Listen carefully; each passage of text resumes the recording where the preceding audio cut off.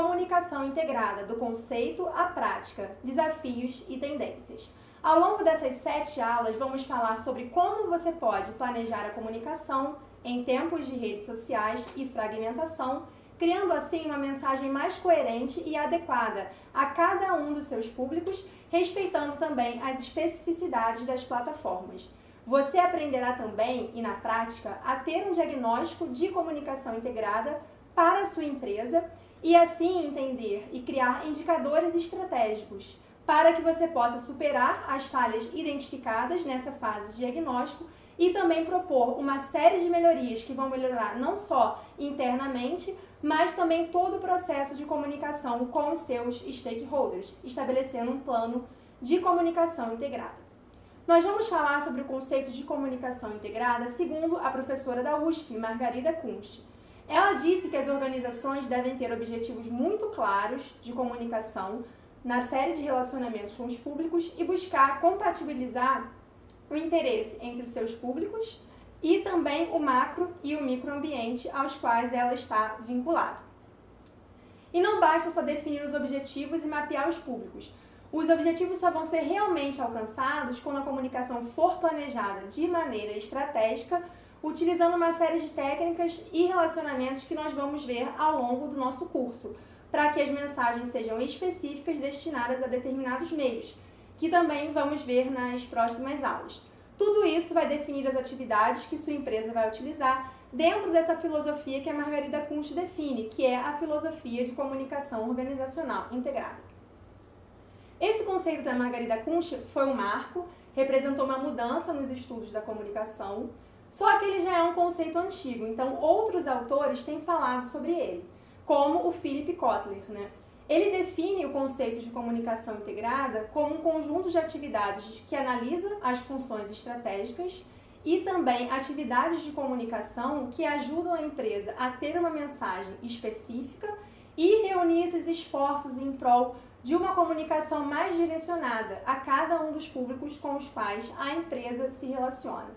O resultado desse processo de comunicação integrada é a efetividade e a sinergia nessas mensagens que a empresa direciona. Então, as empresas devem utilizar esses canais de comunicação para ter um objetivo claro e propagar a sua mensagem. E não é qualquer mensagem, é uma mensagem coerente e alinhada aos princípios e valores corporativos. Nós vamos ver cada uma dessas partes do que a Margarida Kunst chamou de composto clássico de comunicação integrada e também conhecer cada uma dessas esferas, como a gente falou no comecinho do curso. Ela define a primeira esfera como comunicação institucional, que é aquela comunicação maior, é como se fosse o guarda-chuva, que cuida do aspecto social, da imagem da empresa. É a comunicação macro, que se preocupa com a imagem e cuida das diretrizes. A comunicação interna, que é aquela que lida com o funcionário, informando com persuasão os valores que esse funcionário deve ter na empresa. A comunicação administrativa, que é aquela que auxilia na operação do dia a dia, comunicados internos, o seu contra-cheque já está disponível. É uma comunicação mais operacional. E a quarta esfera seria a comunicação mercadológica, como vocês podem ver na imagem, que cuida das vendas, da propaganda, da publicidade e do marketing. É muito importante a gente falar desse conceito da professora Margarida Kunst, só que ele foi pioneiro, tem o seu valor, só que ele já tem mais de 30 anos desde a sua criação.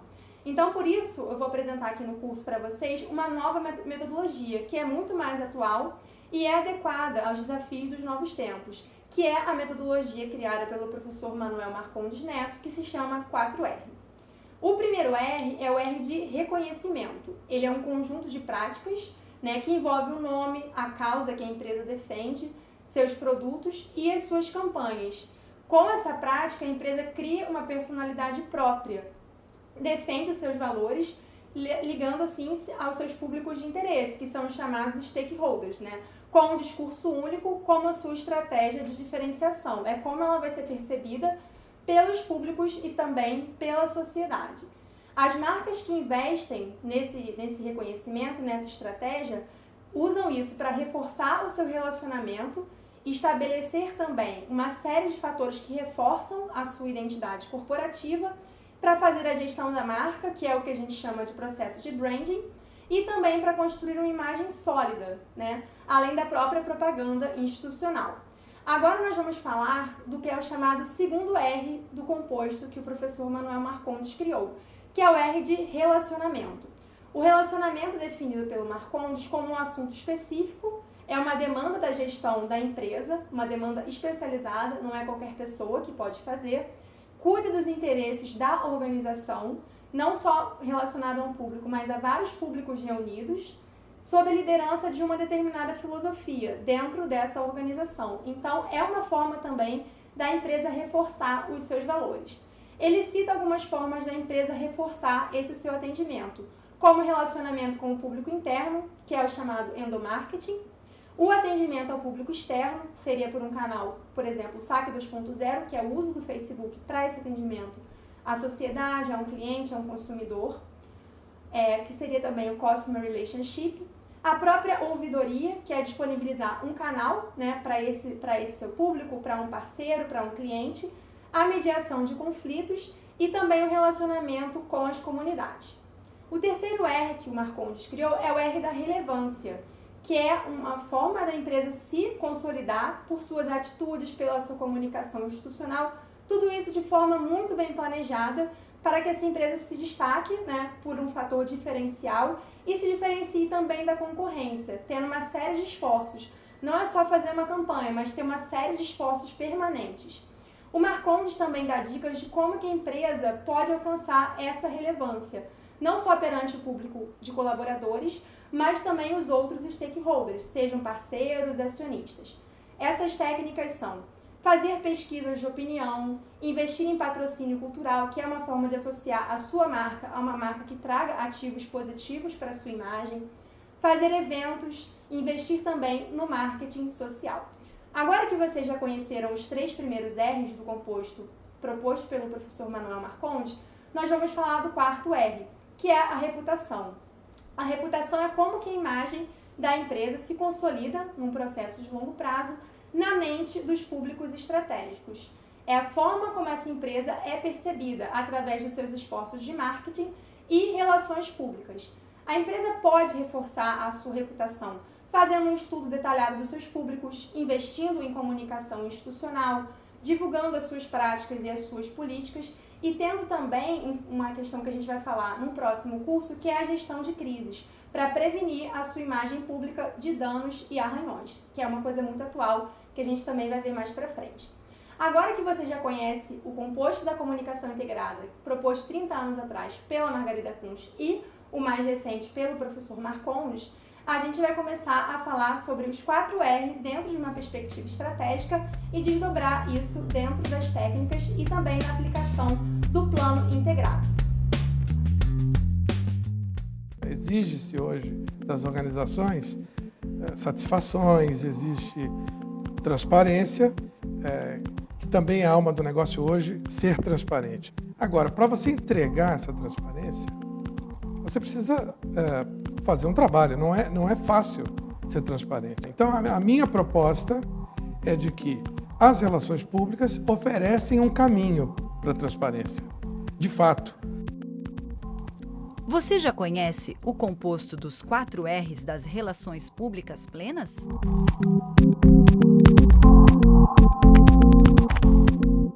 Uma organização precisa ser reconhecida. Ela tem que ser única, distinta. Para isso, ela tem que ter uma voz, uma face. Então, trabalhar nisso, desde a identidade corporativa até passar por marca de empresa, marca de produtos.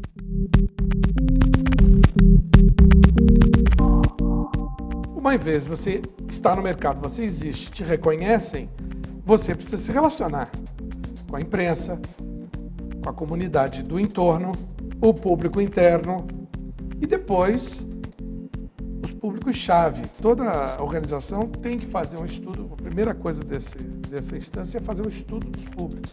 Então, profissional pode ser um relações públicas, não é necessariamente que seja com essa formação, vai sentar e vai analisar com quem é que esta organização precisa falar.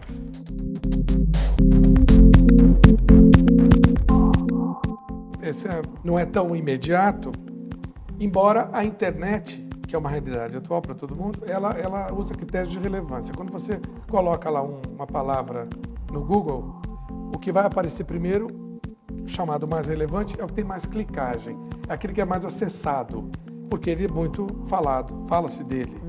Então, a relevância já é mercado, já é questão de mercado. Como é que você aparece em relação aos concorrentes, em relação à topografia? Você se ressalta na paisagem? Essa é a questão da relevância. Certo. Todo mundo precisa obter isso para ter um negócio.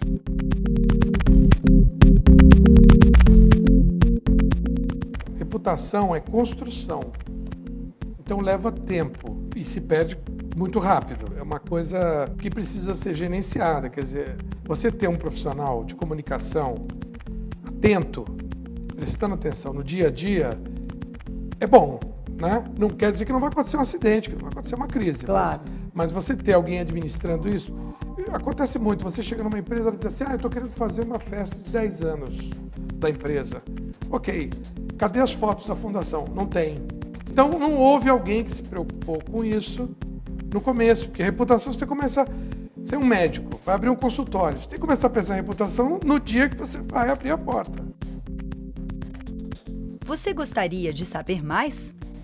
Leia o livro Os 4 R's das Relações Públicas Plenas, disponível em formato impresso e e-book no site da editora Ciência Moderna.